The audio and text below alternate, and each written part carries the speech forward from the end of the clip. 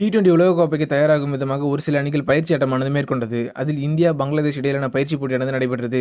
இதில் குறிப்பாக 60 ரன் வித்தியாசத்தில் இந்தியா வெற்றி பெற்று அசத்தியுள்ளது. 2 பேரின் அதிரடி ஆட்டமானது சிறப்பாக இருந்துள்ளது. டாஸ் வென்ற இந்திய அணி பேட்டிங்கை தேர்வு செய்தது. தொடக்க வீரராக ரோஹித் சர்மா மற்றும் சஞ்சு சாம்சன் என இருவரும் களமிறங்கினார்கள். ஆனால் வெறும் 1 ரன்களுக்கு சஞ்சு சாம்சன் வெளியேறினார். அதேபோல் காயத்திலிருந்து மீண்டு வந்துள்ள ரிஷப் பண்ட் IPL-இல் சிறப்பாக செயல்பட்டதோடு அதே ஃபார்மை தொடர்ந்து கொண்டுள்ளார். 32 பந்துகளில் 53 ரன்கள் கடந்தார். அதேபோல் ஹர்திக் பாண்டியா இந்த ஆண்டு IPL-இல் அதிக அளவு சோபிக்கவில்லை என பேச்சுவார்த்தைகள் வெளிவந்த நிலையில், இப்போட்டியில் ஹேட்ரிக் சிக்ஸர் உள்பட 23 பந்துகளில் 40 ரன்கள், 4 சிக்ஸர், 2 4 உள்பட அதிரடி ஆட்டத்தை வெளிப்படுத்தினார். 20 ஓவர் முடிவில் 5 விக்கெட் இழப்பிற்கு 182 ரன்கள் சேர்த்தது இந்திய அணி. அடுத்து பந்துவீச்சில் களமிறங்கிய இந்திய அணி ஹர்ஷ்தீப் சிங், சிவம் துபே 2 விக்கெட் மற்றும் பும்ரா, சிராஜ், ஹர்திக் பாண்டியா, அக்சர் பட்டேல் தலா 1 விக்கெட்டில் வீழ்த்தியிருந்தார்கள். இதன் மூலம் 20 ஓவர் முடிவில் 9 விக்கெட் இழப்பிற்கு 122 ரன்களுக்கு சுருண்டது பங்களாதேஷ் அணி. 60 ரன் வித்தியாசத்தில் இந்தியா வெற்றி பெற்றுள்ளது. இதில் இன்னொரு முக்கியமான விஷயம் என்னவென்றால், இப்போட்டியின் கள நடுவராக ரிச்சர்ட் கட்டில்பெர்க் இருந்தது குறிப்பிடத்தக்கது.